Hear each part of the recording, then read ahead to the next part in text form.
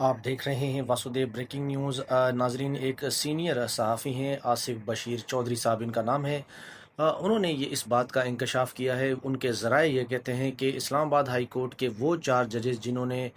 خط لکھا تھا چیف جسٹس آف پاکستان کو کہ بھائی پاکستان کی جو ایجنسیاں ہیں وہ یعنی اسلام آباد ہائی کورٹ میں مداخلت کر رہی ہیں، ان ججز میں محسن اختر کیانی صاحب، جسٹس بابر ستار صاحب، سیمن رفت صاحبہ اور جسٹس اعجاز اسحاق خان صاحب یہ شامل ہیں۔ تو ان ججز کے حوالے سے فیصلہ یہ ہوا ہے کہ اب حکومت کیونکہ ٹرانسفر کر سکتی ہے ججز کو، تو پہلے مراحل میں جو ہے وہ 2 جج ان کا انہوں نے نام بتایا، ایک تو بابر ستار صاحب اور دوسرا پھر اعجاز اسحاق خان صاحب۔ ان کو جو بلوچستان ہائی کورٹ کی جو برانچ ہے تربت والی، وہاں پر ان دونوں کا تبادلہ کر دیا جائے گا، اور جو اس کے تربت کے حوالے سے ان کے ساتھ ہی اعزاز سعید صاحب یہ بھی سینئر صحافی موجود تھے۔ یہ پوڈ کاسٹ ٹائپ کا ایک پروگرام تھا، اس میں انہوں نے کہا کہ جو بی ایل اے ہے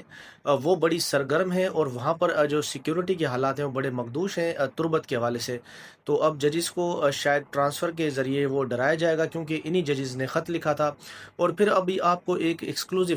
خبر آ رہی تھی کہ یہ جو 4 ججز جن کے نام لیے ہیں 27ویں آئینی ترامیم کے بعد، یہ شاید استعفیٰ دے دیں، لیکن یہ معاملہ غلط ہوا۔ اب لگتا ہے ایک قانونی جنگ چھڑنے والی ہے، اور یہ چاروں جج جو ہیں آج سپریم کورٹ آف پاکستان پہنچ گئے۔ اس میں محسن اختر کیانی صاحب، جسٹس سمن رفت صاحبہ، اعجاز اسحاق خان صاحب اور بابر ستار صاحب نے 27ویں آئینی ترمیم کو لے کر سپریم کورٹ آف پاکستان میں چیلنج کرنے وہ گئے، انہوں نے پٹیشن دائر کرنے کی کوشش کی، لیکن جو ڈائری برانچ ہے سپریم کورٹ آف پاکستان کی، انہوں نے ان کی درخواست کو وصول کرنے سے انکار کر دیا، اور کہا کہ 27ویں آئینی ترمیم ہو گئی ہے، 26ویں بھی ہوئی، پھر 27ویں ہو گئی، تو اب یہ ہمارے